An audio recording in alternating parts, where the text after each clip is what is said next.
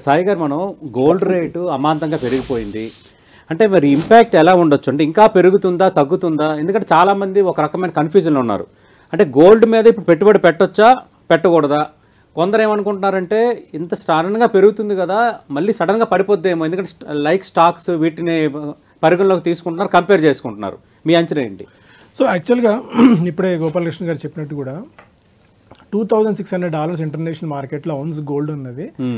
ఎప్పుడు అంటే ఇంతటి గ్రోత్ కానీ ఇంతటి డిమాండ్ కానీ గతంలో ఎప్పుడూ లేదు. ఏకంగా $3,800 $4,000 దాకా ఇంటర్నేషనల్ మార్కెట్స్లో గోల్డ్ ధరలు వెళ్తున్నాయి.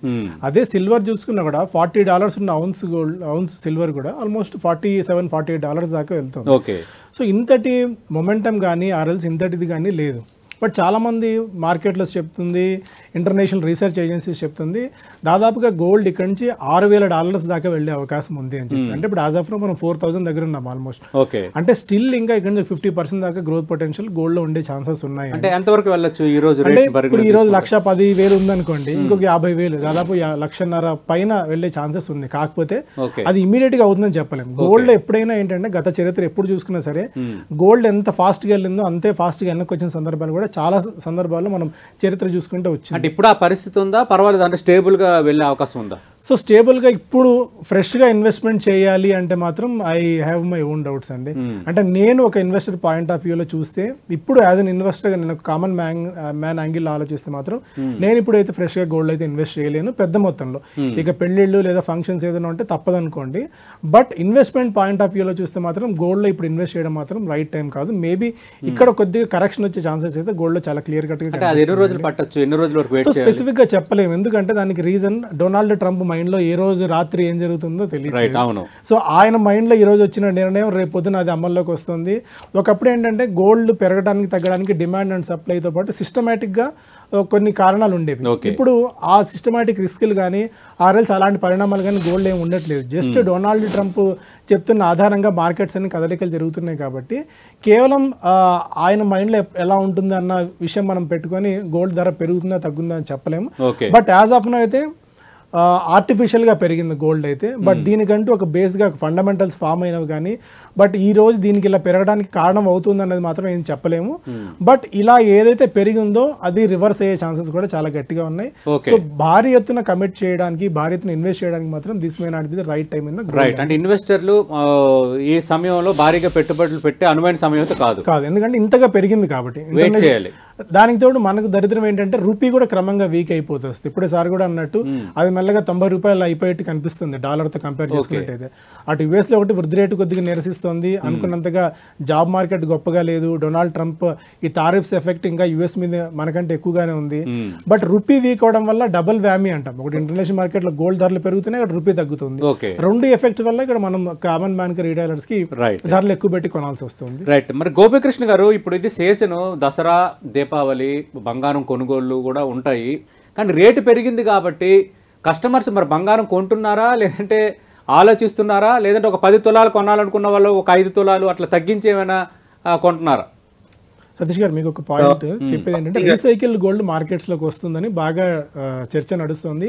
అండ్ టైటాన్ లాంటి పెద్ద కంపెనీస్ కూడా మీరు కొత్త గోల్డ్ కొనే బదులు పాత గోల్డ్ ఇచ్చి కొత్త గోల్డ్ తీసుకోండి అన్న స్కీమ్స్ కూడా ప్రకటిస్తున్నాయి. మేబీ సార్ చెప్పగలరేమో. రాయ్ గారు, ఇక్కడ ఒకటి బంగారం ఇప్పుడు ఇన్వెస్ట్మెంట్స్ అంత సేఫ్టీ కాదు, కొంత వెయిట్ చేయాలని అంటున్నారు. But what about silver? ఎప్పుడూ లేనట్టుగా సిల్వర్ రేట్ అమాంతంగా పెరిగిపోతుంది. ఎందుకు పెరుగుతోంది? ఇప్పుడు సిల్వర్లో పెట్టుబడులు పెట్టొచ్చా? పెడితే ఏ రూపంలో పెట్టాలి? సో ఇదే డిబేట్ మనం గతంలో 10TV స్టూడియోలో చేసాం. $2,600 ఉన్నప్పుడు అప్పుడు మనం చాలా స్ట్రాంగ్గా చాలా క్లియర్గా చెప్పాం గోల్డ్ ఇక్కడ నుంచి $3,000 పైకి వెళ్ళే ఛాన్సెస్ ఉన్నాయి. So this may be the right time maybe మీరు ఇన్వెస్ట్మెంట్ చేసుకునే పాయింట్లో అని. యాజ్ ఏ పర్సనల్ ఫైనాన్స్ ఎక్స్పర్ట్గా, యాజ్ ఎ రెగ్యులర్గా ఎకానమీని స్టడీ చేసే పరంగా ఎప్పుడైనా సరే మీరు $100 ఇన్వెస్ట్ చేస్తారంటే కేవలం 5-10% వరకు మాత్రమే మీరు ఇన్వెస్ట్మెంట్ పాయింట్ ఆఫ్ వ్యూలో చూడాలని మేము చెప్తాం. సో ఫిజికల్ గోల్డ్ కన్సంప్షన్ ఆర్ఎల్స్ మనం ఒంటి మీద ధరించే బంగారాన్ని దీన్ని ఇన్వెస్ట్మెంట్గా చూడలేము, ఎందుకంటే అది పర్సనల్ కన్సంప్షన్ కిందకి అవుతుంది కాబట్టి. బట్ ఇన్వెస్ట్మెంట్గా కూడా గోల్డ్ని చూడాల్సిన అవసరం, ఎలా అయితే డెవలప్డ్ ఎకానమీస్ చూస్తున్నామో మనం కూడా అలా చూస్తున్న పరిస్థితి వస్తుంది. అందువల్ల ETFస్లో కానీ వాటిలో కానీ డిజిటల్ గోల్డ్లో కానీ మన ఇన్వెస్ట్మెంట్స్ బాగా పెరుగుతున్నాయి. సిల్వర్ మీరు క్లియర్గా అడిగినట్టయితే మేబీ సిల్వర్ కూడా ఇక్కడ నుంచి రాబోయే 5 ఏళ్లలో 3 లక్షల రూపాయలు క్రాస్ అయ్యే ఛాన్సెస్ ఉన్నాయనేది మెజారిటీ డిబేట్ అవుతున్న అంశం. ఎందుకంటే లాస్ట్ 1 ఇయర్లోనే గోల్డ్ దాదాపు 54% పెరిగింది. అండ్ ఇంకొక డేటా చూస్తే లాస్ట్ 3 ఇయర్స్లో CAGR అంటాం, అంటే కాంపౌండెడ్ యాన్యువల్ గ్రోత్ రేట్ పరంగా లాస్ట్ 3 ఇయర్స్లో 36% రిటర్న్ ఇచ్చింది గోల్డ్. అంటే ప్రతి ఇయర్ 36% సిల్వర్ గురించి మాట్లాడుతున్నా. లాస్ట్ 1 ఇయర్లో 54% పెరిగింది.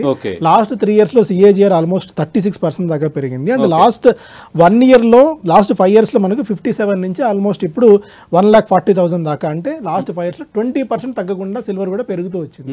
స్టిల్ ఇక్కడ నుంచి కూడా సిల్వర్కి, ఎందుకంటే సిల్వర్కి ఇండస్ట్రియల్ డిమాండ్ బాగా వస్తుంది. గోల్డ్కి ఏంటంటే కన్జంప్షన్ ప్యాటర్న్ కంటే హెడ్జింగ్ మెకానిజం పెట్టుకోవడము అండ్ వివిధ అపెక్స్ బ్యాంక్స్ అంటే రిజర్వ్ బ్యాంకులు గోల్డ్ కొనుగోలు చేయడం వల్ల గోల్డ్ పెరుగుతుంది. కానీ బట్ సిల్వర్కి ఏంటంటే ఇండస్ట్రియల్ డిమాండ్ కూడా బాగా పెరుగుతుంది. అంటే మేబీ మన సోలార్ విషయంలో కానీ లేకుంటే ఈవీస్ విషయంలో కానీ వాటన్నిటిలో కూడా సిల్వర్ వాడుతూ ఉన్న తరుణంలో సిల్వర్ డిమాండ్ పెరిగింది. ఇక్కడ నుంచి కూడా సిల్వర్ మరింతగా పెరిగే ఛాన్సెస్ అయితే గోల్డ్ కంటే సిల్వర్ మీద నేను ఇంకా బెట్ చేయమని చెప్తాను ఒకవేళ, ఎందుకంటే అది కామన్ మ్యాన్ రీచ్ లో కూడా ఉంటుంది ఇన్వెస్ట్మెంట్ చేసుకునేందుకు.